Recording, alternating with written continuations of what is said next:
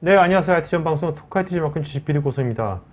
오늘은 우리가 이제 기업에서 이제 AI를 요새 많이 이제 적용하고 있는데요. 그럼 이제 AI 갖고 우리가 학습을 시켜야 되고 또 뭐 AI 갖고 그거를 시뮬레이션도 해봐야 되고 여러 가지 해봐야 될 거 아닙니까? 그래서 그러기 위해서 기업 데이터 센터 내에서 그렇게 하기 위한 인프라가 있어야 될 것 같은데 그 인프라를 엔비디아의 DGX 슈퍼파드로 그걸 어떻게 이제 클러스팅해서 그걸 만들 수 있는지 또 어떻게 쓰이고 있는지 이런 얘기들을 리더 시스템즈의 김샘 팀장님 모셨습니다. 안녕하세요. 안녕하십니까.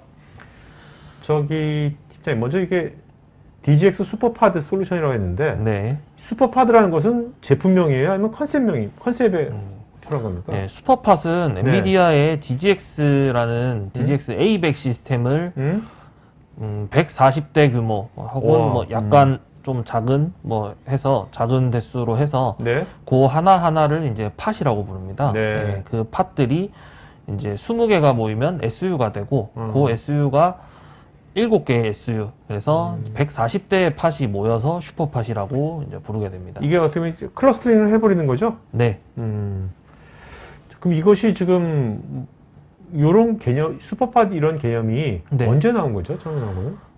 실제 요 슈퍼팟이라는 명칭은 A100, DGX A100이 나오면서 이제 나오게 됐는데, 이전에 우리 DGX V100 시절에도 이제 이렇게 대규모 클러스터링을 부르는 용어가, 다른 용어가 있었어요. 네네. 세턴 V 또는 세턴 5 뭐 이런 식으로 불렀는데, 이제 DGX A100이 나오면서 이제 조금 더 이제 미흡했던 점을 보강하고 좀 더 이제 완벽한 대규모 클러스터링을 이제 구축을 하게 되면서 그 명칭을 슈퍼팟이라고 부르게 되었습니다. 그러면 이게 해외에도 뭐 레퍼런스가 있겠지만 네. 국내에서도 쓰고 있는 데가 있습니까, 현재?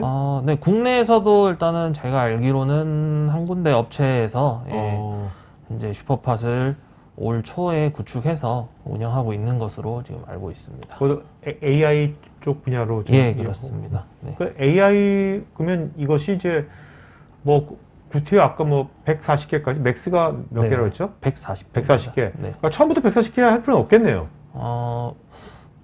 꼭 그런 것은 아닌데, 네. 이제 140대를 구축을 하게 되면은, 이제, 엔비디아의 프로페셔널 서비스가 있습니다. 그래서, 엔비디아에서 직접적으로 처음부터 끝까지, 고객은 이제, 비용만 지불하면은, 이제, 다 엔비디아가 알아서 다 구축하고, 저희하고 이제 같이 구축을 하고, 이제, 고객은 완료됐습니다라는 사인이 딱 떨어지면은, 바로 사용만 하면 되는, 네. 예, 그렇게 이제 처음부터 A to Z까지 지원을 해주는 서비스가 있습니다. 근데 이제 이제 SU 단위로 됐을 때는 이제 엔비디아 본사에서는 지원을 따로 이렇게 해주는 서비스는 없는 걸로 알고 있고요. 네. 이게 어쩌면 GPU 클러스터링을 하는 건데 그렇다면 기존의 데이터 센터 내에 있는 네. 뭐 스토리지라든지 네. 네트워크라든지 네. 이런 거하고 연동이라든지 이런 것도 되게 신경 써야 될 것 같은데 네. 그런 것이 어떻게 보면 이제 기업 입장에서는 좀 생소한 경험일 거 아니에요? 네, 맞습니다. 네. 네. 그런 것들에 대해서 지금 이제 여러 가지 이제 새로운 시도들을 많이 하고 있겠네요. 네. 현재로서는 뭐 대한민국이 이제 글로벌적으로 보면은 크게 인프라가 많이 큰 수준은 아니잖아요. 그렇죠. 예, 상대적으로. 네. 그래서 이제 요 정도 지금 슈퍼팟 규모의 클러스터링, 대형 클러스터링을 구축하고 있는 이제 뭐 업체나 기관 뭐 요런 것들이 많지는 않습니다. 그래서 이제 각 IDC 담당자나 이제 인프라 담당자분들이 요 정도 규모의 슈퍼팟 클러스터를 구축해 본 경험이 많이 없기 때문에 서로 이제 파트너사 엔비디아 그다음에 고객사들이 이제 서로 정보를 공유하고 코업을 해서 이렇게 이제 윈윈하는 방식으로 이제 서로 경험을 쌓아 나가면서 이렇게 구축을 하고 있는 중입니다. 오늘 이게 발표하실 요 내용들은 직접 이제 팀장님이 네. 필드에서 이제 이런 것들을 프로젝트를 해보시면서 네. 느낀 것들이 많이 반영이 돼 있겠네요, 이 안에. 네, 저희도 이제 슈퍼팟 규모를 실질적으로 해본 적은 없지만, 그거보다 조금 작은 이제 미니팟이라고 부르는 SU 단위의 클러스터들을 진행을 하면서 예, 경험을 쌓고 있는 중에 있습니다. 알겠습니다. 자, 그러면 제가 팀장님하고 여러분들 그 밀도 있는 좀 이렇게 컨텐츠를 드리기 위해서 미리 사전에 제가 토크하고 이거 좀 편집한 거 46분 토크 보시고 그 다음에 아까 퀴즈하고 그다음에 여러분 질문에 대한 답변 시간 갖도록 하겠습니다. 토크 보실까요? 안녕하십니까. 저는 리더스 시스템즈의 기술팀 팀장을 맡고 있는 김세음이라고 합니다. 수요가 많아지고 있는 그 AI 분야에서 AI 분야를 선도하고 있는 엔비디아의 DGX 장비를 이용한 클러스터 인프라 슈퍼팟에 대한 이제 솔루션에 대해서 발표를 진행할 예정입니다. 크게 세 가지로 나뉘어서 진행을 하게 될 거고요. 첫 번째, 엔비디아 DGX를 이용한 클러스터 구축 방법입니다. 이 챕터에서는 하드웨어적으로 인프라를 구축하기 위해서 이제 뭐 서버실, 렉, 그리고 네트워크, 그 다음에 GPU 시스템 등 이제 전반적인 하드웨어 그리고 인프라를 구축하기 위한 내용들이 들어갈 거고요. 두 번째는 이제 소프트웨어 쪽입니다. 엔비디아 딥옵스를 사용한 슬럼을 배포하는 방법. 요 슬럼은 HPC에서 이제 전통적으로 사용되고 있는 오픈소스 스케줄러입니다. 그래서 요 스케줄러를 배포하는 방법, 그리고 간단하게 실행하는 방법이 들어가게 될 거고요. 세 번째는 엔비디아 딥옵스를 사용한 쿠버네티스 배포 방법입니다. 쿠버네티스는 뭐 많이 아시는 분들도 있고 아니신 분들도 계시겠지만 그 도커라는 것을 사용해서 이제 도커 오케스트레이션을 해주는 것이 쿠버네티스입니다. 클러스터 환경에서 이제 쿠버네티스를 이용해서 팟들을 관리하고 뭐 삭제하고 생성하고 하는 것들을 이제 사용해서 운영할 수 있는 솔루션이라고 보시면 되겠습니다. 요새 컨테이너 굉장히 인기잖아요. 예, 그렇죠. 그걸 활용하는 네. 거네요. 근데 어때서 실제로 이제 우리나라에서 지금 필드 기업들이 아직 이런 이제 GPU 클러스터를 네. 클러스터화 시킨 데이터 센터에 네. 클러스터 시킨 그런 경험들이 많지 않죠, 일반적으로. 지금까지 수요는 많았지만 예. 올해 작년 말부터 해서 이제 DGX A100이 어나운스 되면서부터 수요가 급격하게 늘어나고 있는 상황입니다. 그래서 국내에서 지금까지는 뭐 소규모 뭐 10대, 많게는 20대 이하의 규모는 뭐 굳이 뭐 DGX 서버가 아니더라도 GPU 서버들의 클러스터 사례가 조금 있었는데 지금 작년 말부터 시작해서는 더 큰 규모의 이제 클러스터를 이용해서 보다 더 큰 데이터를 트레이닝해서 예, 서비스를 하기 위한 그런 수요가 늘어나고 있는 추세입니다. 네. 첫 번째 DGX를 사용한 클러스터 구축 방법에 대해서 설명해 드리겠습니다. 네, 클러스터는 시스템 인프라를 조금 더 효율적으로 이제 자원을 관리하기 위한 기능입니다.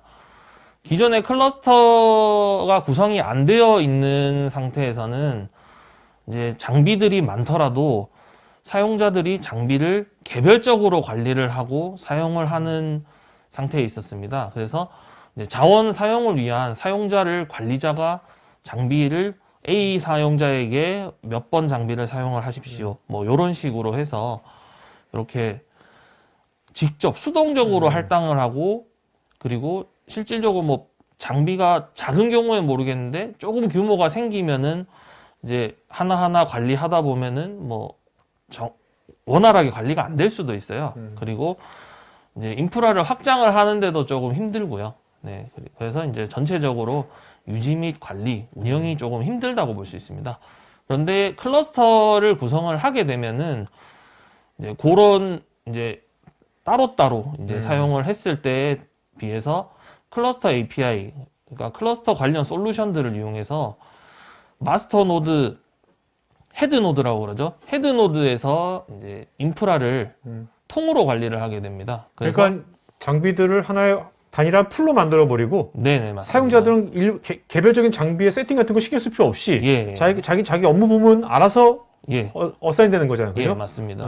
예, 그래서 사용자가 잡을 헤드 노드에다가 잡을 던지면 인프라에서 이제 아이들 상태에 있는 시스템들이 그 작업의 요구사항에 맞게 자동으로 할당이 돼서 운영이 되고 이제 그리고 이제 노드를 추가를 할 때도 그렇죠. 간단하게 그냥 그 추가된 노드만 설치하고 그 헤드 노드에 등록만 해주면은 바로 이제 클러스터 노드로 사용할 수 있는 그런 이점이 있습니다.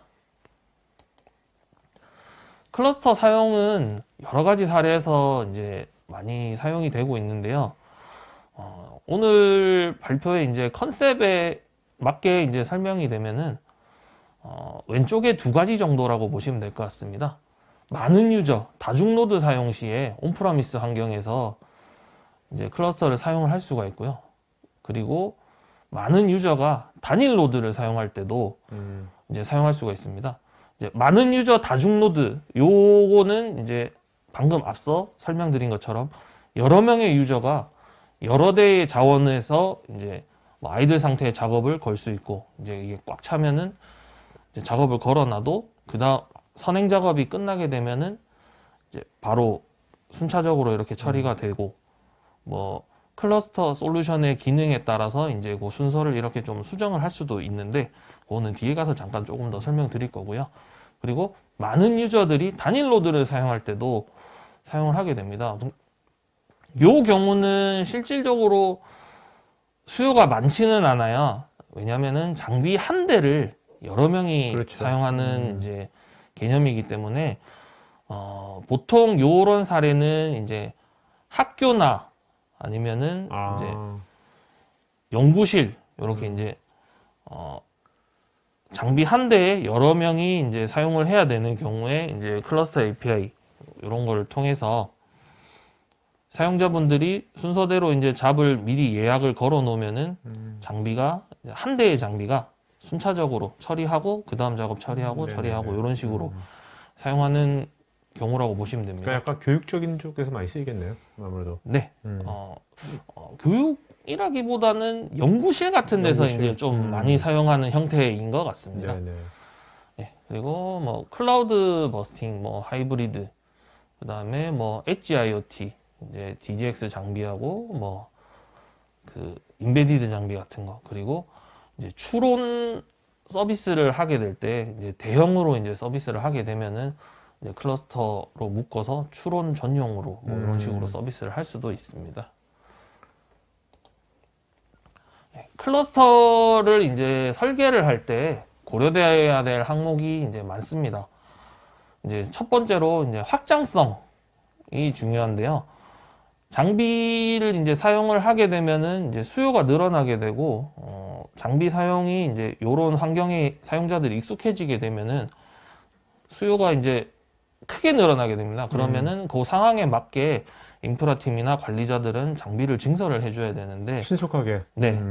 그래서 빠르게 증설하고 장비 세팅하고 이렇게 하는 게 이제 클러스터 API를 통해서 이제 간단하게 그냥 장비 까서 바로 OS만 설치된 상태에서 바로 클러스터 노드에 등록시키게 되면은 기존에 있던 노드들과 이제 똑같은 구성이 되게 되고요. 그리고 렉 하나당 지원 가능한 시스템 수량.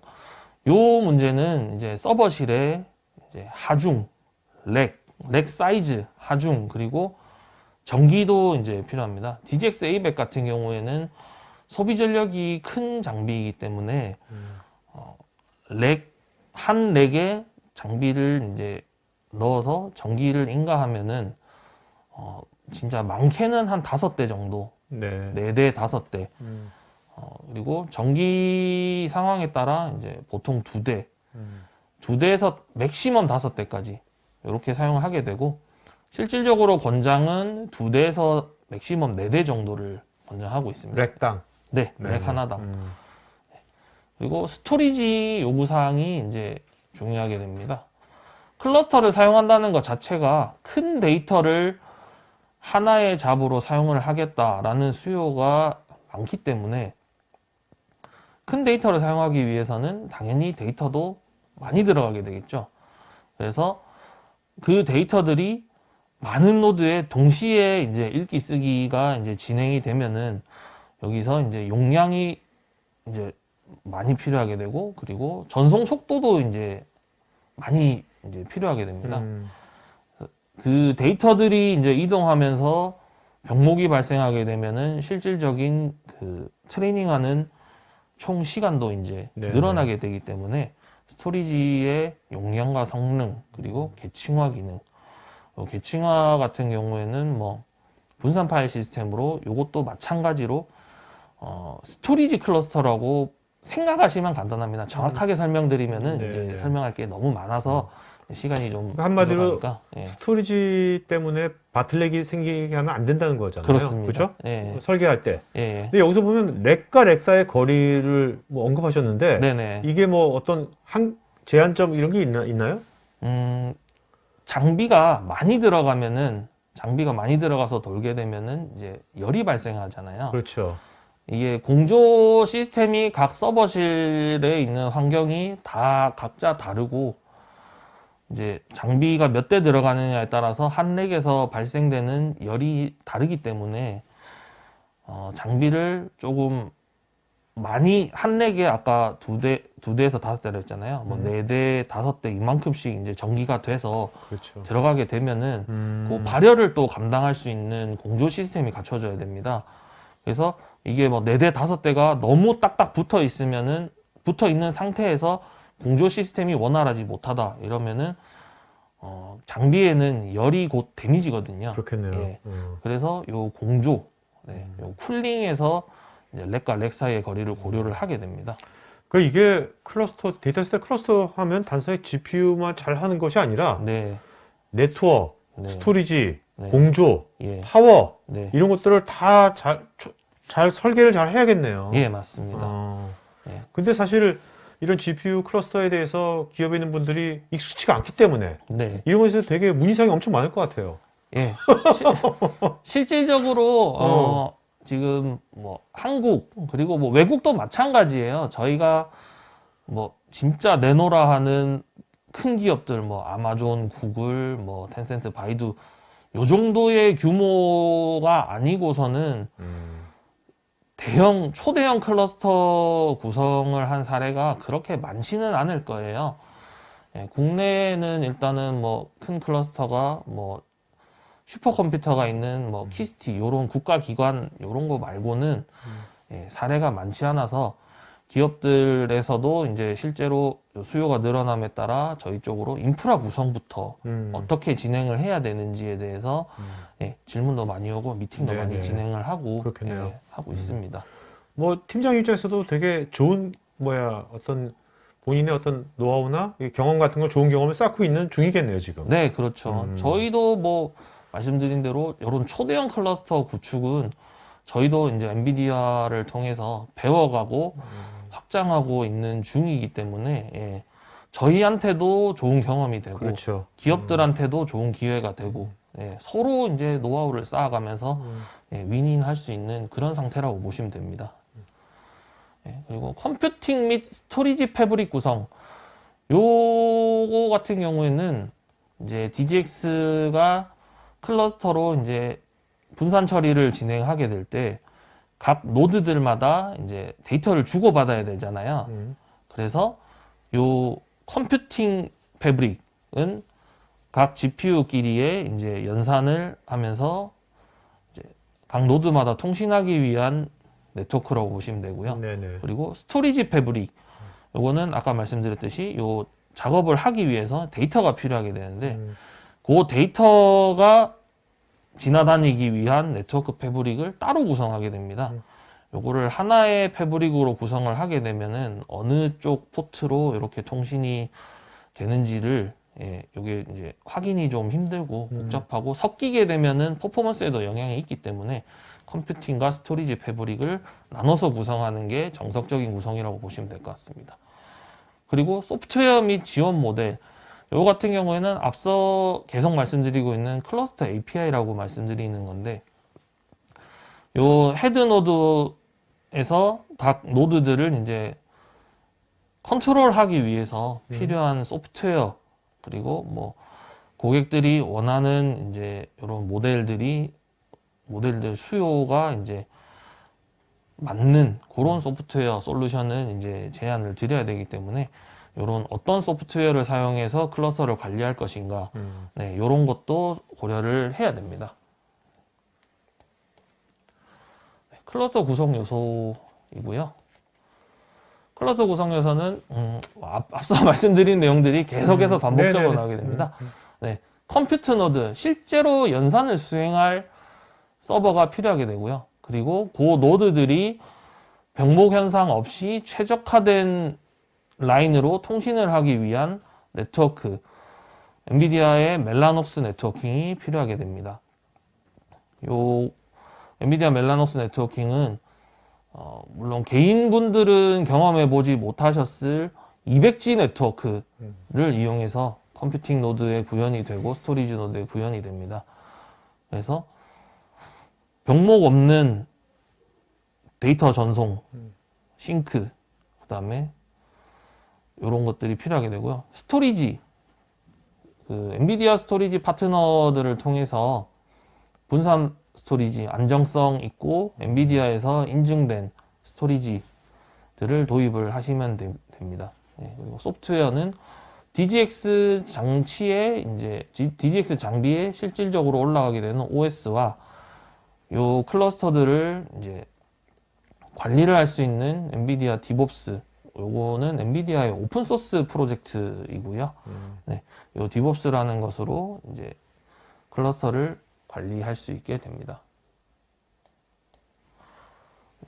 DGX A100의 이제 뭐 장비를 간단하게 설명을 드리면요. 컴퓨트 노드에서 이제 원활한 통신을 위해서 멜라녹스 커넥트 X6 200G 네트워크 인터페이스가 들어가게 됩니다. 앞서 설명드렸던 200G 네트워크를 통해서 각 노드와의 통신을 하기 위해서 요 멜라녹스 커넥트 X6 200G 카드가 10장이 들어가게 됩니다. 요 10장이 8장은 컴퓨트 노드로 이제 GPU 8개가 1대1로 매칭이 돼서 통신을 하게 되고요. 그 다음에 나머지 2개의 카드는 이제 인밴드 쪽 네트워크 관리, 그리고 스토리지 네트워크 인프라를 위해서 할당되어 있는 카드입니다. 그리고 듀얼 64코어 AMD CPU, 그리고 최대 2테라까지의 시스템 메모리. AMD CPU를 도입하게 되면서 PCI 익스프레스 4.0을 사용을 할 수 있게 되었습니다. 기존의 PCI 3.0보다 2배가 많은 대역폭을 가지게 되고요. 예, 그래서 조금 더 빠르고 코어 수도 더 많아진 환경에서 AI 작업을 처리할 수 있습니다. 그리고 GPU 메모리도 이전 세대의 DGX보다 GPU 메모리가 늘어났기 때문에 그 늘어난 메모리를 감당할 수 있는 시스템 메모리, 그리고 GPU 메모리가 통신을 할 수 있게 이제 NVLink 스위치를 이용해서 4.8 테라바이트 퍼 세컨드의 대역폭을 가지게 됩니다. 예, 그리고 PCI 익스프레스 4.0을 이용한 NVMe SSD가 30테라까지 30테라가 들어가고 최대 50GB 퍼 세컨드의 대역폭을 가지고 있습니다. 그래서 여기서 핵심은 PCI 익스프레스 4.0과 NV 스위치입니다. 네네. 이전 세대보다 2배 이상의 대역폭을 가지고 이전 세대보다 훨씬 빠르게 예, 연산을 해서 이제 생산성을 늘릴 수 있는 장비라고 보시면 되겠습니다. 네트워크 인터페이스인데요. 아까 말씀드렸듯이 컴퓨터 네트워크가 오른쪽 왼쪽에 4개씩에서 8개가 구성이 됩니다. 예, 그리고 스토리지 네트워크, 그리고 인밴드 네트워크, 아웃밴드 네트워크가 있는데, 컴퓨터 네트워크, 스토리지 네트워크는 아까 계속 설명을 드렸으니까 여기서는 조금 생략을 하고요. 인밴드 매니지먼트의 경우에는 가운데에 장착되어 있는 가로 세로로 장착되어 있는 2장의 인피니밴드 카드에서 이제 각 노드들 간에 통신을 할 수 있는 그 네트워크를 구성해 주는 것은 인밴드 매니지먼트라고 하고요. 이 부분에서는 이제 설정을 통해서 인피니밴드 네트워크를 사용을 할 것인지 이더넷 네트워크를 사용할 것인지 설정을 할 수가 있습니다. 그리고 아웃밴드 매니지먼트 이 부분은 이제 BMC라고 해서 장비의 상태를 관리를 할 수 있는 포트인데요. 이 포트들을 다 연결을 해 놓으면 관리자는 각 세팅된 이제 주소를 통해서 장비에 들어가서 장비의 헬스 상태, 그다음에 뭐 원격 접속 이런 것들을 관리할 수 있게 됩니다. 그래서 네트워크 인터페이스는 컴퓨트, 스토리지, 인밴드, 아웃밴드 이렇게 구성이 된다고 보시면 되고 요 하나하나의 카테고리들은 다 별개의 네트워크로 구성이 되어야 합니다. 네, 네트워크 구성을 위해서 인피니밴드 스위치가 필요하게 되는데요. HDR-IB라고 하는 200G 이더넷, 200G 인피니밴드를 지원하는 스위치를 사용해야 됩니다. 그래서 QM8700이라고 해서 40포트 200G를 지원하는 스위치가 있고요. 그리고 SN3700 이 장비의 경우에는 32포트에 200기가 이더넷을 지원합니다. 그래서 큐뮬러스 리눅스라고 해서 스위치에 이제 추가 OS가 들어가게 되고요. 그리고 밑에 있는 이제 AS4610 이 스위치의 경우에는 48포트의 원지 스위치입니다. 이 스위치 역시 큐뮬러스 리눅스가 지원이 되고요. 인밴드도 원지를 구성할 수 있고 아웃밴드도 원지를 구성할 수 있습니다. 그래서 아웃밴드 같은 경우에는 아까 장비 헬스나 이런 거를 체크하기 위해서 대역폭이 많이 필요하지가 않거든요. 그래서 원지 스위치는 이렇게 구성하고 그 다음에 인밴드의 경우에는 뭐 데이터가 조금 아웃밴드보다는 조금 많이 왔다 갔다 하기 때문에 예, 그래서 200G 이더넷으로 관리를 하게 되고 그리고 메뉴에 있는 QM8700의 경우에는 200G 인피니밴드를 이용해서 컴퓨터 노드에 이제 통신을 담당하게 됩니다. 이 스위치 이거는 다 무조건 엔비디아의 스위치를 써야만 되는 겁니까? 아니면 뭐 또 다른 스위치를 써도 되는 겁니까? 실질적으로 요 대역폭을 지원하는 이제 이더넷 스위치들은 있어요. 네네. 근데 인피니밴드의 경우에는 엔비디아 멜라녹스의 장비만을 사용을 하셔야 되고요. 네. 그리고 이더넷도 권장사항의 경우에는 예, 엔비디아 장비, 예, 이제 장비가 많이 혼용이 되면은 서로 호환성이나 이런 것들이 간혹 발생하는 경우가 있거든요. 그런 것들을 이제 최소화하기 위해서는 단일 벤더의 제품을 사용하는 것이 예, 가장 좋습니다. 그리고 이거 지금 이제 초창기니까 그죠? 예, 네, 특히 더 그럴 것 같네요. 네. 아직 경험이 쌓이고 있는 그렇죠. 중이기 때문에 예, 그렇게 보시면 될 것 같습니다. 그리고 네트워크의 경우에는 넘블러킹 구성이라고 해서 아까 잠깐 언급드렸는데 많아지는 노드들이 서로 통신을 해야 되는데 요 통신하는 대역폭에 로스가 생기면 안 되잖아요. 그래서 각 노드들이 로스 없이 풀 대역폭을 사용할 수 있는 구성을 위해서 스위치가 좀 많이 들어가게 됩니다. 네. 그래서 뭐 리프 스위치, 그다음에 스파인 스위치, 뭐 크게 들어가면 코어 스위치까지. 티어가 꽤 있네요. 네. 여기 이제 장비가 많아질수록 네, 리프에서 해결되는 부분이 있고 스파인까지 올라가고 더 커지면은 이제 코어까지 들어가게 됩니다. 요거 같은 경우에는 이제 각 노드마다 들어가는 스위치의 개수가 밑에 표를 보시면은 이제 나와 있는데요. 10개의 노드의 경우에는 뭐 리프 스위치가 뭐 10개만 있으면 되고 스파인 스위치는 2개만 있으면 되는데 이제 순차적으로 노드가 늘어나서 이제 140노드 DGX 슈퍼팟이 구성이 되게 되면은 맨 밑에 줄. 네. 그 SU가 7개가 되고 그다음에 리프 스위치는 58개, 그리고 스파인 스위치는 80개, 코어 스위치는 28개. 그리고 옆에 보시면은 케이블도 리프에는 뭐 1130개, 뭐 스파인은 1124개, 그리고 코어에는 1120개. 이렇게 해서 네트워크 케이블 그리고 네트워크 스위치가 엄청나게 많이 증가하게 됩니다. 이런 이제 GPU 클러스터를 데이터 센터에 구축할 때 이런 네. 이제 네트워크상에 네. 이런 설계하고 이런 것들이 제일 구축하는데 가장 많은 시간을 많이 들일 것 같기도 한데. 네, 실질적으로 구축하는 데 시간이 요 네. 케이블, 네트워크 패브릭, 컴퓨트 패브릭, 스토리지 패브릭을 구성하는데 가장 많은 시간이 들어간다고 보셔도 무방합니다. 네네.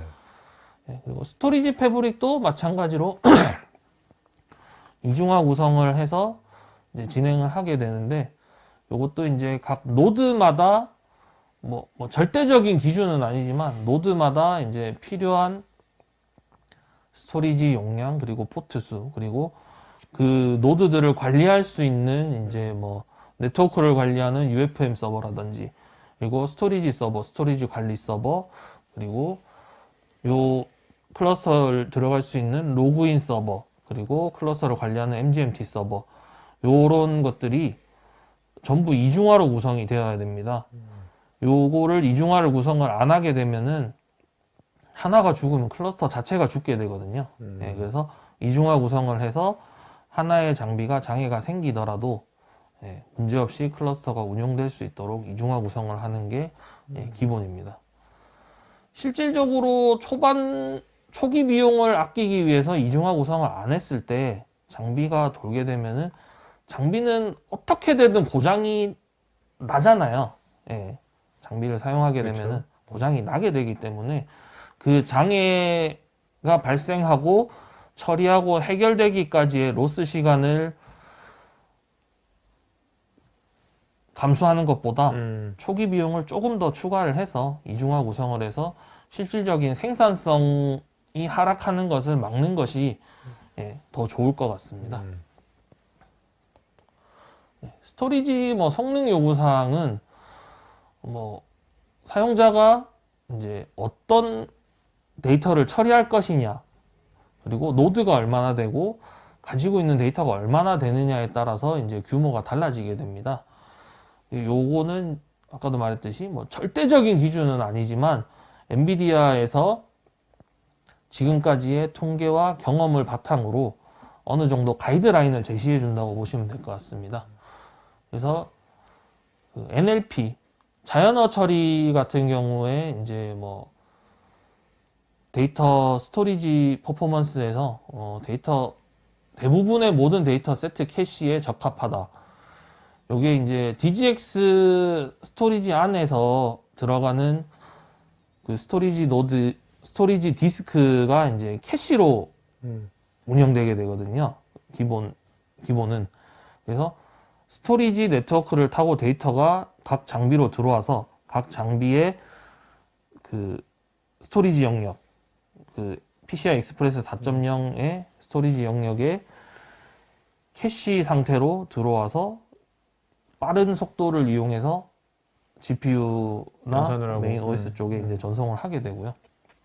그리고 뭐 레즈넷 뭐 이미지 프로세싱 같은 것을 하게 되면은 이제 자연어보다는 조금 굿, 베러, 베스트 뭐 이런 식으로 해서 뭐 대부분의 데이터 세트가 로컬 노드 캐시에 적합을 하다라고 뭐 이렇게 지금 표기가 되고요. 그리고 이제 큰 풀 HD, 4K 뭐 그런 이제 영상이나 뭐 이런 것들을 이제 처리를 하고 뭐 인퍼런스를 하게 되면은 데이터 세트가 너무 커서 캐시에 이제 좀 부적합하게 됩니다. 그래서 I/O 요구에 있어서 대량으로 한 번의 폭, 즉 워크플로우 구동에 있어서 데이터 세트를 한 번 정도만 읽게 이렇게 세팅을 하게 되고요. 그리고 오른쪽에 보시면은 이제 DGX 가이드라인 스토리지 퍼포먼스 140노드에 이제 맞는 이제 리드 속도는 50기가 비트 퍼 세컨드. 네. 예, 그리고 조금 더 좋은 그러니까 최소 단위죠. 예, 그리고 조금 더 좋은 환경을 위해서는 140기가 그리고 최선은 이제 450기가비트 퍼 세컨드를 요구하게 됩니다. 예, 그리고 뭐 쓰기는 뭐 20기가, 50기가, 225기가. 싱글 SU에서는 이제 시스템 리드가 이제 싱글 SU 이제 뭐 6기가, 20기가, 뭐 65기가 요 정도 해서 뭐 싱글 로드 뭐에서는 싱글 SU라면 20개, 20개가 20개라는 거죠. 네. 그래서 요 표를 보시면은 이제 사용자의 이제 노드 수에 따라서 예, 알맞은 이제 스토리지를 도입을 하시면 되겠습니다. 요 스토리지 사용할 때 고려사항은 NFS 또는 병렬 파일 시스템을 사용을 하시는 게 좋고요. 그리고 1기 캐시에 이제 로컬 NVMe 아까 말씀드렸던 이제 스토리지 영역을 캐시로 이용해서 조금 더 빠르게 사용할 수 있게. 그래서 그리고 뭐 쓰기 캐싱 뭐 이런 것도 필요하고요. 그리고 스토리지는 엔비디아 파트너 스토리지가 있습니다. 뭐 IBM, 네댓, DDN, 뭐 바스트, 웨카, 뭐 델 EMC, 퓨어 스토리지 등이 있고요. 요 다 이제 엔비디아에 이제 인증이 된 스토리지 네. 파트너이기 때문에 예, 여기에 맞춰서 도입을 하시면 될 것 같습니다. 뭐 소프트웨어의 경우에는 이제 DGX OS라고 해서 우분투를 베이스한 OS에 이제 NGC 컨테이너를 서포팅을 하고 그리고 GPU 드라이버, 네트워크 드라이버 그리고 기타 이제 시스템 세팅을 사용자가 기존에는 하나하나 OS 깔고 뭐 도커 컨테이너 깔고 GPU 드라이버, 네트워크 드라이버, 시스템 세팅을 다 했었는데 DGX OS로 이제 한 번에 세팅을 할 수 있습니다. DGX OS라는 게 만들어진 거예요? 네. 있는 거예요? 네, DGX OS를 받아서 설치를 하게 되면은 왼쪽에 있는 작업들을 수동으로 할 필요 없이 자동으로 세팅된 상태로 이거 DGX 이용하실 수가 OS는 있습니다. 오픈 소스입니까? 아니면 엔비디아에서 뭐 받아야 되는 겁니까? DGX OS는 DGX 구매자에 한해서 다운로드를 네네. 받을 수 있고요. 오케이. 네, 저작권으로 인해서 요 이미지는 뭐 다른 시스템에다가 설치를 하시면 안 됩니다. 뭐 소프트웨어 쪽에 보시면은 이제 아까 계속 언급드렸던 클러스터 API, DevOps를 이용해서 이제 설치를 하게 되는데 엔비디아 오픈 소스인 DevOps는 Ansible이라는 스크립트가 모여서 Ansible을 이용해서 가운데 보이시는 컴포넌트들을 스크립트화해서 네네네. 설치를 하실 수가 있습니다. 그래서 밑에 마스를 이용해서 각 노드에 이제 OS 설치를 프로비저닝 할 수 있고요. 그 다음에 쿠다, GPU 드라이버, 뭐 도커, 그리고 조금 더 나가서 클러스터 솔루션인 슬럼, 쿠버네티스 이런 것들도 설치할 수 있고요. 그리고 프로메테우스 그라파나를 이용해서 모니터링 할 수 있는 것들도 설치할 수 있습니다. 그 위에 뭐 주피터, NGC 이런 것들도 이제 다 사용하실 수 있고요. 저걸 다 설치할 게 아니라 자기가 입맛에 맞게 하면 되는 거죠? 예, 맞습니다. 네네네. 예, 별도 하나하나 따로따로 구성이 이제 되어 있어서 네. 원하는 뭐 조합으로 이제 Ansible 스크립트 실행하시면은 예, 그렇게 그냥 스크립트 하나만으로 간단하게 설치를 하실 수가 있습니다. OS를 배포를 하는 방법인데 헤드노드에서 아까 잠깐 설명드렸던 마스를 이용해서 각 노드에 OS 설치를 하게 됩니다. 요거 같은 경우에는 뭐 10대, 20대, 뭐 원 SU까지는 사람이 그냥 하나하나 다 OS 설치를 해도 시간이 그렇게 안 걸리는데 슈퍼팟의 규모가 되게 되면은 수동으로 140대를 설치하게 되면 너무 비효율적이잖아요. 네네네. 그래서 매니지먼트 노드에서 마스를 이용해서 OS 프로비저닝을 해서 자동으로 배포를 해서 설치를 하게 됩니다. 그거를 하기 위해서 이제 네트워크나 이런 게 이제 사전에 구성이 되어야 되고요. 그래서 실제로 이제 해당 장비에 있는 아까 인밴드 네트워크, 네, 인밴드 네트워크를 이용해서 이제 설치를 하게 되는데 지금 노란색으로 표시되어 있는 커넥트X 6 이더넷을 이용을 하면은 대역폭이 이제 200기가 비트가 되기 때문에 OS 배포를 할 때는 이제 데이터가 많이 지나가잖아요. 그래서 조금 더 빠르게 할 수 있고 RJ45 원지 이더넷을 이용해도 인밴드 네트워크를 구축할 수가 있는데 방금 말씀드렸다시피 200G와 원지의 차이는 말 그대로 200배잖아요. 그래서 원지 네트워크를 이용해서 OS 프로비저닝 기능을 사용해서 OS 배포를 하게 되면은 그만큼 속도가 네네. 떨어지게 됩니다. 그래서 슈퍼팟의 경우에는 커넥트X 6를 이용한 인밴드 네트워크 구축을 권장을 드리고 작은 규모, SU 단위보다 작은 규모에서는 뭐 원지를 구성을 해도 네, 크게 뭐 비용을 절약하는 게 오히려 더 나을 수가 있기 때문에 네, 그렇게 구성을 하시면 됩니다. OS 디플로이먼트 아까 말씀드렸던 그 마스를 이용해서 설치를 하고 그 다음에 디봅스를 이용해서 GPU 드라이버 그 다음에 도커 컨테이너 이런 것들을 다 설치를 하실 수가 있습니다. 마스 배포 요 부분은 뭐 조금 뭐 커맨드를 이렇게 보여주고 이제 어떻게 설치되는지 보여주는 내용인데요. 디봅스 소스를 깃에서 받으셔서 해당하는 스크립트를 실행만 해주시면은 바로 그 마스 플레이북이 실행이 됩니다. 그래서 밑에 사진처럼 마스 플레이북에서 각 노드를 인식을 하게 되고 그 노드에 이제 OS를 배포를 할 수가 있습니다. 그러니까 이것을 처음부터 다 일일이 다 제가 짜서 할 건 없다는 얘기죠? 네, 과거에는 네, 그렇게 했었는데 네. 예, 이제는 이제 NCV를 이용해서 자동화가 되게 됩니다. 요 작업을 하면서 약간의 뭐 트러블 슈팅이나 이런 게 좀 필요하게 되는데 슈퍼팟을 이제 도입을 하시게 되고 이제 슈퍼팟 안에 이제 프로페셔널 서비스 같은 게 있습니다. 그런 고 서비스를 이용을 하시면은 요 부분을 엔비디아에서 예, 구축부터 인프라 구성까지를 네네. 엔비디아가 다 책임지고 다 구성을 해주기 때문에 뭐 걱정하실 거는 없습니다. 슬럼 배포 방법인데요. 슬럼은 이제 HPC 환경에서 예전부터 사용되어 오는 이제 스케줄러입니다. 그래서 슬럼 스케줄러를 이용해서 이제 배치 잡을 이제 돌리거나 뭐 이렇게 할 수 있고, 그 다음에 노드 그 다중 노드에 대해서 다중 노드 작업에 대해서 지원이 좋고요. 그리고 과거에는 슬럼 스케줄러가 도커 지원이 약간 좀 미흡했었는데 또 디봅스 쪽에서 플러그인을 만들어서 도커 컨테이너 환경에서도 원활하게 사용할 수 있도록 그렇게 업그레이드가 되었습니다. 그러니까 이건 오픈 소스죠? 이거 슬럼은 그죠? 예. 네네. 그래서 이게 이제 프로페셔널 서비스를 받지 않게 되면은 실질적으로 슬럼 설치는 디봅스를 통해서 하게 된다고 하더라도 이제 세부 세팅 같은 거를 본인이 직접 하셔야 됩니다. 아, 네. 예. 그래서 슬럼의 이점은 대기열, 작업이 쌓여 있는 대기열을 관리를 할 수 있고요.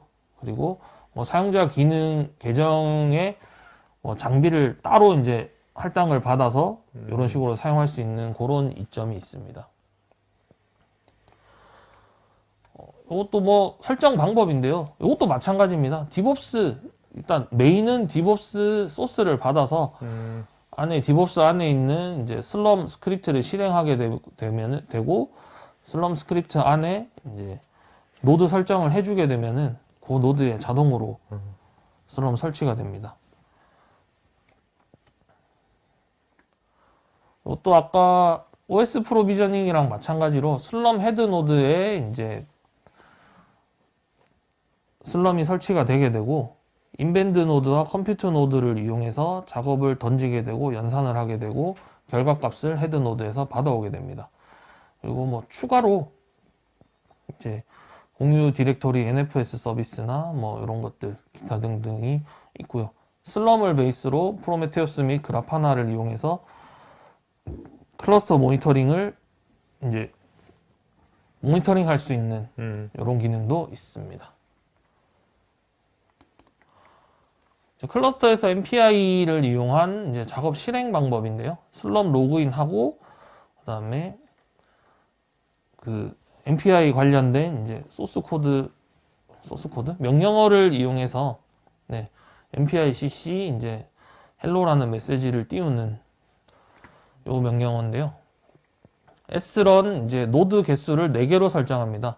srun 명령어를 이용해서 노드 4개, task for 노드 1, 그 다음에 헬로를 출력 이렇게 해서 이제 사용을 하시게 되면은 4개의 노드에 헤드 노드에서 4개의 노드에 같은 작업을 이렇게 표기를 할 수 있게 됩니다.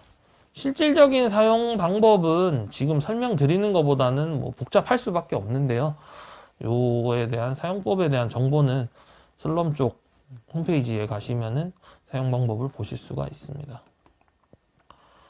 컨테이너 작업을 실행하는 것도 똑같은 방식인데 srun으로 노드 선택 그리고 GPU 선택을 하시고 그다음에 컨테이너 이미지 항목을 넣어주시고 이제 작업을 하시면은 컨테이너를 이용해서 슬럼을 사용하실 수가 있습니다.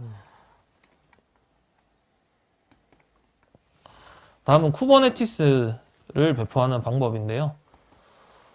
쿠버네티스는 오픈소스 컨테이너 오케스트레이션 시스템으로 지금은 이제 많이 언급되고 유명해져서 예, 다양한 하나의 오프로드 뭐 스탠다드가 됐죠, 지금. 네, 그렇죠. 지금은 이제 하나의 트렌드가 되고 스탠다드가 되고 해서 클라우드 및 온프로미스에서 컨테이너를 이용한 클러스터 운영하기에 이제 적합한 솔루션이라고 보실 수 있겠습니다. 여러 가지 컨테이너 쪽에서 이제 관리를 편하게 할 수 있는 장점이 있는데, 스케줄링 기능이 슬럼보다는 조금 떨어진다는 그런 약간의 단점도 있습니다. 마찬가지로 디브옵스 소스를 받고 쿠버네티스 스크립트를 실행하시면은 자동으로 이제 쿠버네티스를 설치하실 수가 있습니다. K8S 컨트롤러, 쿠버네티스를 K8S라고도 그렇죠. 부르기도 네네. 하는데 예, K8S 컨트롤러를 이용해서 각 노드를 관리를 하게 됩니다. 예, 실질적으로 뭐 슬럼이든 K8S든 다 똑같은 구조라고 보시면 되고요. 헤더 노드에서 각 노드들을 관리를 하게 되는데 슬럼은 하드웨어 시스템 자체를 관리하는데 조금 더 강점이 있고 K8S 경우에는 그 각 노드의 이제 컨테이너를 컨테이너. 관리하는데 조금 더 강점이 그럼 있습니다. 쿠버네티스가 앞으로 계속 진화하면 나중에 슬럼을 대체할 수도 있을까요? 쿠버네티스에서 발전되면? 스케줄링 관련된 기능들이 강화가 된다면은 네네. 실질적으로 슬럼을 대체할 수 있는 네네. 솔루션이 될 수도 있을 것 같습니다. 클러스터 상에서 이제 작업을 실행할 수가 있고요. 그 YML 파일을 이용해서 작업 내용을 스크립트에 적어주게 되고 그 스크립트를 이제 YML 스크립트를 실행하게 되면은 해당되는 작업이 이제 실행되게 됩니다. 다중 노드 워크로드 실행도 하실 수가 있는데요. 오른쪽에 이제 화면이 글자가 조금 작은데 오른쪽에 있는 설정에서 뭐 커맨드 쪽에 뭐 npy run을 이용하고 그 다음에 노드 프로세서는 4개를 사용하고 그리고 뭐 라이브러리는 기본 세팅으로 진행하게 되고 그 다음에 MCA 뭐 오픈IB 뭐 이런 환경 변수들이 인피니밴드 네트워크를 사용할 수 있게 해주고 뭐 기타 여러 가지들을 사용할 수 있게 해주는 환경 변수입니다. 그리고 뭐 루트로 실행하게 되고 그리고 파이썬에 이제 실질적으로 분산 처리를 할 스크립트를 넣어줍니다. 그리고 워커에 뭐 레플리카 4개 이것도 4개의 노드에서 실행을 하기 위해서 이제 세팅을 해주는 항목들이고요. 그리고 컨테이너 어떤 컨테이너를 이용해서 돌아갈지 이런 것들을 다 넣어준 상태에서 실행하게 됩니다. 그래서 요 스크립트를 하나 구축을 해 놓으면 해당 코드만 바꿔주시고 노드만 바꿔주시면은 뭐 노드가 늘어나더라도 실행하시는데 뭐 크게 불편함은 없으실 겁니다. 그리고 RDMA를 활성화하기 위해 뭐 추가 옵션이 필요한데 또 요 안에 이제 오픈IB, 뭐 MCA 뭐 이런 것들하고 뭐 다 들어가게 됩니다. 여기까지 이제 구축부터 슈퍼팟 구축부터 예, 소프트웨어 클러스터 관리 솔루션까지 예. 자, 마지막으로 그 이제 데이터 센터에 네. 아무래도 만나는 분들이 처음 만났을 때 이제 IT 운영, 네. 인프라 운영하는 분들 만날 거 아닙니까? 네네. 인프라 운영하는 분들이 지금 말씀하신 이런 것들을 지금 생소한 거잖아요. 네. 그럼 그분들이 이런 것들을 나중에 하게 준비하기 위해서 처음에 어떤 준비를 할까? 뭐를 좀 추천하시겠어요? 준비할 때. 예. 일단은 슈퍼팟 구성, SU급 이상으로 구성이 된다고 하시면은 제일 중요한 거는 이제 상면이 제일 중요하긴 하겠죠. 공간과 공조가 가장 중요하다고 보시면 되겠습니다. 네. 그 장비, DGX A100 장비 자체가 그 소비 전력이 크고 발열이 꽤 큰 장비이기 때문에 발열 및 환경에 되게 민감하거든요. 그래서 공조와 상면이 가장 중요하다고 보시면 되겠고요. 그다음에 전기 같은 경우에는 뭐 가능한 환경 안에서 뭐 라인만 끌어다가 강력의 PDU를 장착해 주시면은 장비에 맞게 넣을 수 있으니까요. 예, 이제 그런 것들이 중요하고, 그리고 그 케이블들, 네트워크 슈퍼팟이나 뭐 이런 게 케이블들이 몇백 가닥, 몇천 가닥씩 구성이 되기 때문에 케이블을 보통 서버실, 뭐 IDC 이런 데 가게 되면은 상단에 트레이를 태우게 되는데, 요 트레이들도 실제로 케이블들을 버틸 수 있는 하중이 있잖아요. 그래서 몇천 가닥씩 들어가게 되면은 하중을 버티기 힘들기 때문에 뭐 트레이를 추가 증설을 한다든지 이런 것들이 이제 좀 많이 고려돼야 될 상황이 생기게 됩니다. 네, 알겠습니다. 오늘 고맙습니다. 네. 네, 잘 들으셨죠? 바로 시간 관계상 바로 퀴즈로 들어가려니까 벌써 150분이 퀴즈방에 입장하셨어요. 여러분 그 댓글창에도 있지만 quizn.show/p 요 URL 치시고 핀 넘버를 333-7178 요거 넣으시면 요 방에 퀴즈방에 들어올 수 있습니다. 자, 이제 제가 30초 드리겠습니다. 30초 안에 들어오세요. 그러면 제가 이제 시작 누르면 그때부터 우리 경마하듯이 스테이지 이제 5구간을 가는 거예요. 그래서 스테이지별로 문제가 OX 문제 아니면 객관식이니까 뭐 어렵지 않습니다. 물론 난이도는 있겠죠. 그래서 이제 매 스테이지마다 그 스테이지별로 1, 2, 3 등이 누군지 나와요. 그리고 맨 5번째 문제가 끝나면 토탈로 해서 1, 2, 3, 4, 5등이 나오는데 1, 2, 3, 4, 5등까지 저희가 치킨 세트 드리겠습니다. 보내드리겠습니다. 어저께 해보니까 어떤 분이 정말 몇 점 차로 6등 했다고 너무 아깝다고 그러시는데 오늘은 좀 5등 안에 들기 바랍니다. 팀장님 문제 내셨어요? 네. 네. 난이도 어느 정도 조절하셨고 너무 어려운 문제 아니죠? 뭐 내용을 잘 보셨으면은 충분히 풀 수 있는 문제 오케이. 수준입니다. 네. 자, 이제 10초 카운트다운 하겠습니다. 10, 9, 8, 7, 6, 5, 4, 3, 2, 1. 자, 이제 퀴즈 갑니다.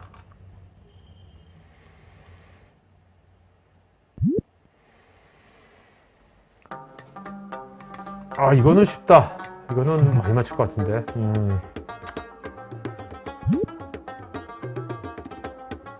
거의 다 맞출 것 같은데. 그렇죠. 네. 49명 맞추셨네요. 자, 지금 재택마니아 컴팩맨 1, 2, 3등 다니고 있고요. 자, 두 번째 문제입니다, 여러분.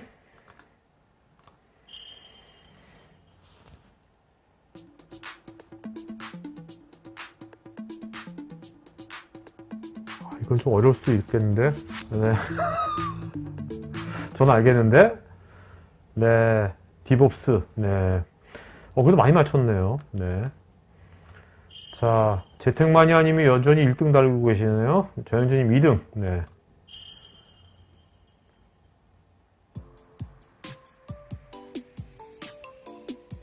클러스터 스케줄러 이름. 네. 후반부에 나왔죠? 네. 많이 맞출 것 같은데? 그쵸? 52명 맞췄네요. 자, 지금 이제 제임스, 김경훈, 전영진. 네. 1, 2, 3등 달리고 있습니다. 네 번째 문제입니다. 5번째까지 있어요.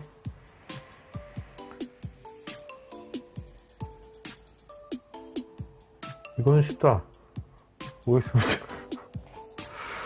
오, 그렇죠? 네. 자, 김영기 올리브가 자 가자. 네.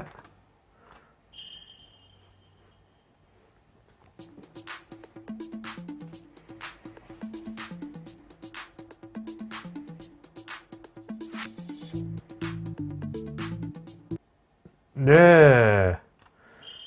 자, 그러면 이건 이제 5번째 1, 2, 3등이고요. 자, 이제 우리 이제 전체 5문제에서 순위를 보겠습니다. 아, 네, 축하합니다. 1등이 전영진, 유기현, 파슬,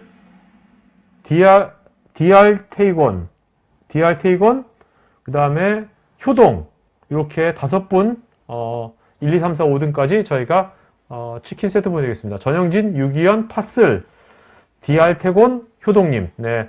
요 분께서는요, 스태프 이메일 주소로 본인, 이름이랑 휴대폰 이메일,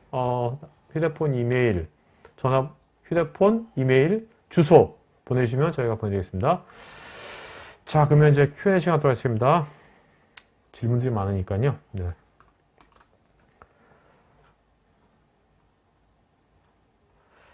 이게 맞추는 게 이게 또 속도도 카운트하는 것 같아요. 아. 그렇죠? 네. 다 맞춘 거지만. 네. 자, 질문들. 김혜경님께서요. 여러 장점 중에서 AI 혁신을 위한 엔비디아 DGX 슈퍼파드 솔루션의 타사 대비 가장 큰 강점은 무엇입니까?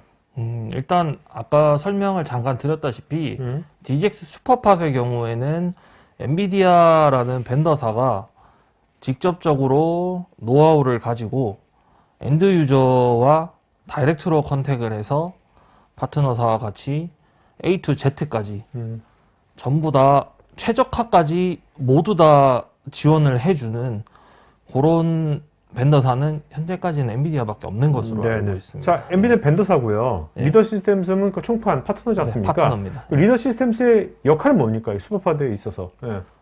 일단은 뭐 아무래도 이제 엔비디아 본사가 현재 이제 코로나 때문에 이제 직접적으로 인원들이 빨리 이렇게 들어오거나 이렇게 하기 힘드니까 중간에 이제 저희 리더스 쪽에서 요 슈퍼팟 관련 노하우 및 뭐 자료들을 가지고 1차적으로 고객과 먼저 컨설팅이나 요런 그 구축하기 위한 뭐 제반 사항들 점검 요런 거, 그다음에 실제로 이제 구축에 들어갔을 때에서는 이제 실질적으로 이제 작업을 진행하는 사람들은 이제 저희 리더스 쪽에서 이제 진행을 하게 되는 거기 때문에. 예. 네. 그다음에 박진우님께서요. 최선의 병렬 처리 최적화를 했다고 가정 시에 바틀렉이 발생되는 곳이 어디인가요? 메모리, PCI 슬롯, 뭐 네트워크, 그다음에 네트워크 I/O, 스토리지 I/O 중에서 어디인가요? 실질적으로는 현재 기술 뭐 PCI 4.0이 나오고 새로운 세대의 CPU 그리고 메모리 같은 게 나오면서 각 부분에 이제 데이터 처리 속도를 봤을 때는 네트워크하고 스토리지가 현재로서는 이제 그 각 단일 노드를 사용하고 단일 노드 안에 이제 그 로컬 스토리지를 사용하는 거에 비해서는 아무래도 이제 퍼포먼스가 상대적으로 떨어질 수밖에 없습니다. 네네. 그래서 요 부분들을 해결하기 위해서 인피니밴드 200G 요런 것들이 나오고 뭐 GPU 다이렉트 스토리지 같은 뭐 이런 것들, 그리고 뭐 레이드 기술, 뭐 분산 스토리지 이런 것들로 이제 병목을 해결하기 위해서 여러 가지 노력을 하고 있습니다. 네네. 그럼 윤성호님께서 슈퍼파드 도입할 때 가장 고려할 사항이 공조 시설인가요? 그 외에 더 고려할 사항은 어떤 것이 있는지요? 공공 분야에서 슈퍼파드 구축 사례가 있는지요? 네, 일단은 DGX A100이라는 장비 자체가 쿨링에 생각보다 좀 민감한 장비라고 보시면 될 것 같습니다.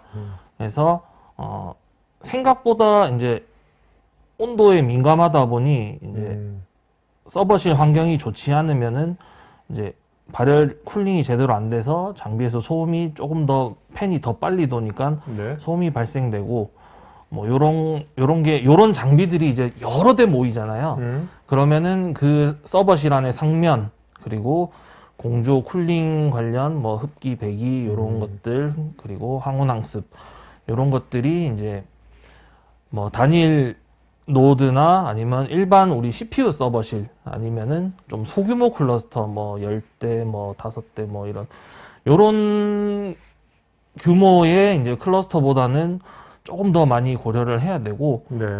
현재까지 공공 분야에서는 국내에서는 아직 구축 사례가 아직까지는 없습니다. 네. 박지현님께서 렉당 공급된 전력은 얼마이고 액추얼 전력 사용량은 얼마 정도인지요? 예. 슈퍼팟을 구성하게 될 때 DGX A100을 렉당 2대 아니면 4대 이런 식으로 구성을 하게 됩니다. 그리고 DGX A100 한 대당 6.5kW의 전력을 사용하게 되고 약 30A 정도가 장비 한 대에 이제 소모되게 됩니다. 그리고 실제 사용을 하게 되면은 저희가 내부에서 부하 테스트를 걸어서 전력 사용량을 테스트해 봤을 때 거의 6,000kW 정도까지는 실질적으로 다 먹는다고 보시면 됩니다. 그래서 네. 이제 렉당 장비를 2대를 넣을 것이냐, 4대를 넣을 것이냐, 그리고 100% 이중화를 할 것이냐, 50% 이중화를 할 것이냐에 따라서 이제 전기를 30A를 4개를 넣는다든지, 뭐 8개를 넣는다든지, 뭐 이런 식으로 구성하실 수가 있습니다. 네. 유현동님은 클러스터 설계 시에 전문가의 지원을 받을 수 있는 건지 아니면 별도의 서비스를 받아야 하는지요? 네. 슈퍼팟의 경우에는 저희 리더스 이제 파트너사들의 지원이 가능하며 이제 슈퍼팟이 아닌 그것보다 이제 소규모의 클러스터 설계할 때는 저희 리더스 쪽으로 문의를 주시면은 저희가 그 규모 그리고 예산 이런 걸 맞춰서 최적의 구성을 하실 수 있도록 컨설팅을 해드리고 있습니다. 박풍수님은 엔비디아도 클라우드 데이터 센터가 있다고 하는데 엔비디아 클라우드는 어떤 서비스가 위한 것인가요? 현재로서는 엔비디아 클라우드 서비스 같은 경우에는 그 NGC라고 해서 그 우리가 AI나 HPC 아니면은 뭐 여러 가지 SDK들을 사용하실 수 있는 도커 컨테이너들을 엔비디아 GPU와 엔비디아 장비들의 최적화된 방식으로 컨테이너를 만들어서 배포하는 서비스를 가지고 있고요. 네. DGX 시스템을 구매를 하시는 경우에는 조금 더 프라이빗한 환경에서 그 컨테이너들을 사용자들이 만든 컨테이너들을 엔비디아 클라우드 쪽으로 업로드도 할 수 있고, 네, 그리고 일반적인 유저들이 받을 수 있는 뭐 프레임워크 같은 컨테이너들보다 조금 더 많은 컨테이너들을 지원받을 수 있습니다. 예를 들면은 뭐 의료 관련 SDK라든지 HPC 관련 SDK들은 아마 일반 유저들한테는 거기까지는 공개가 되어 있지 않은 것으로 알고 있거든요. 네. 그러니까 엔비디아의 이 클라우드 데이터 센터를 이런 뭐 어떤 GPU 관련된 뭐를 활용한 네. 이런 인더스트리의 어떤 생태계를 위해서 활용하고 있는 거네요. 예, 맞습니다. 기터브처럼 어떻게 보면 그죠? 네. 전현진님께서 슈퍼팟에 사용하는 스토리지는 블록 스토리지, 파일 스토리지, 오브젝트 스토리지 등의 다양한 스토리지 형태 중 주로 어떤 형태인가요? 일단 슈퍼팟의 경우에는 노드가 140개가 되고 하기 때문에 그 스토리지 쪽에서 이제 하나의 스토리지죠. 뭐 1식, 2식, 3식 이렇게 여러 개가 구성이 될 수 있겠지만 결국에는 하나의 볼륨을 140대에 뿌려줘야 되고 GPU와 통신을 해야 되기 때문에 GPU 다이렉트 스토리지라는 기술이 지금 나와 있고 거기에 이제 엔비디아에서 인증된 파트너사들이 GPU 다이렉트 스토리지의 분산 스토리지 같은 것들을 서비스하고 있습니다. 네, 그래서 그런 형태의 스토리지를 사용하셔야 이제 최적의 그 클러스터 노드에 맞는 최적의 퍼포먼스를 경험하실 수가 있습니다. 백동기님, DGX A100을 클러스터로 구성할 때 인피니밴드 스위치의 속도를 최대한 끌어올리기 위해서 최소한 A100 클러스터당 권고하는 스위치 개수가 있는지요? 네, 요거는 아까 그 발표 자료에도 나와 있고, 그리고 뭐 구글에서 슈퍼팟 관련 문서를 검색하시면은 보실 수가 있는데, 그 가장 중요한 것은 각 노드들의 이제 주어져 있는 8개의 컴퓨팅 노드의 200G 인피니밴드 카드를 노드들끼리 통신할 때 거기서 이제 손실이나 병목이 없어야 됩니다. 그래서 이제 그것을 넘블러킹으로 구성하기 위해 리프 스위치, 스파인 스위치, 코어 스위치 이렇게 구성을 하게 되는데 제가 뭐 60대 뭐 인피니밴드 100G 2대 요렇게까지는 지금 거기까지는 완벽하게 외우지는 못하고 있고, 예, 그 문서에 보시면은 뭐 SU 20대당 뭐 스위치는 몇 개 필요하고 뭐 DGX 10대에서는 몇 대, 뭐 40대, 80대, 뭐 100대 요렇게 구성했을 때 스위치가 리프, 코어, 스파인 뭐 이런 식으로 스위치가 얼마나 필요한지에 대한 가이드가 나와 있습니다. 네네. 나기문님은 DGX 슈퍼팟 스토리지 인프라에서 DDN과 협업을 한다고 하는데 DDN의 역할은 무엇인지요? 네, 아까 그 잠깐 말씀드렸던 GPU 다이렉트 스토리지 있잖아요. 네네. 요게 이제 스토리지의 데이터가 CPU나 이런 것들을 거치지 않고 다이렉트로 GPU로 이제 액세스를 할 수 있는 그런 기술입니다. 그 기술을 이제 엔비디아 쪽에서 인증을 받은 스토리지 벤더사 중에 하나가 DDN이라고 보시면 네네네. 됩니다. 자, 오늘 3시 5분이고 여기까지 Q&A 시간 갖도록 하겠고요. 지금 지금 여러분들 좀 개별적인 질문에 대해서 또 좀 개별 답글들 많이 달려 있으니까 답글들 체크해 보시기 바라고요. 보니까 아까 퀴즈가 보니까 어떤 분은 5문제가 아니고 2문제가 나왔다고 그러시는데, 이게 퀴즈 사이트가 뭐 저희가 관장하는 게 아니기 때문에 너무나 많은 분들이 와서 그런가? 하여튼 네, 어저께 그런 일이 없었는데 오늘은 그런 일이 생겼네요. 어쨌든 간에 자, 오늘 마지막으로 팀장님 마지막 한 말씀 맞춰 갈까요? 네. 네. 일단 슈퍼팟의 경우에는 아무래도 고비용이 들어가는 이제 비즈니스 모델이다 보니까 국내에 이제 모든 업체들이 요 슈퍼팟을 경험하기는 현실적으로는 쉽지 않은 것이 사실이고요. 그리고 뭐 꼭 슈퍼팟이 아니더라도 그보다 작은 규모의 이제 미니팟, 뭐 SU 단위 아니면은 뭐 10대, 뭐 5대 요렇게를 구성하셔도 현재 DGX A100이라는 장비 자체가 현존하는 장비 중에 가장 GPU 파워가 좋은 시스템입니다. 네, 그래서 그것들을 이제 저희 리더스와 같이 이제 연계해서 저희의 컨설팅을 통해서 장비 도입, 뭐 인프라 구성 이런 것들을 이제 구축을 하시면은 더 좋은 생산성을 가져가실 수 있는 좋은 기회가 될 것 같습니다. 네. 이재훈님이 요청하신 게 있는데 어저께도 이거 집에 구하기 쉽지 않다는데 쌤이랑 무관하지만 30번대 네. F2를 판매할 때 개인 네. 딥러닝 연구자를 위한 TO 같은 걸 만들어주면 줄 수 없는지. 요거는 저도 뭐 세미나랑 무관하게 말씀드리면은 네. 오늘 저희가 이제 3000번대 요 F2 지포스 시리즈를 판매를 했었어요. 네. 뭐 저희도 물론 따로 그 제품을 가져갈 수는 없는 상황이라 요 재고에 관해서는 엔비디아에서 직접적으로 관리를 하고 저희는 이제 판매를 실질적으로 중개하는 역할이라고 보시면 됩니다.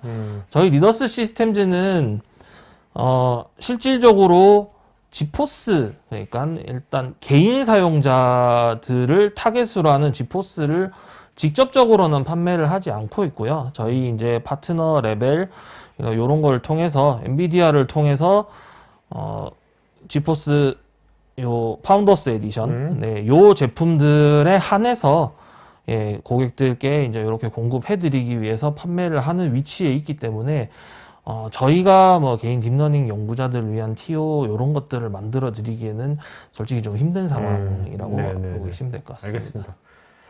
자, 오늘 이어서 방송 마치겠고요. 여러분들 또 4시에는 이제 보안 관련된 웨비나 있으니까 보안에 관심 있는 분들은 4시 웨비나 참석하시면 되겠습니다. 오늘 방송 마치겠습니다. 네, 고맙습니다. 감사합니다. 네.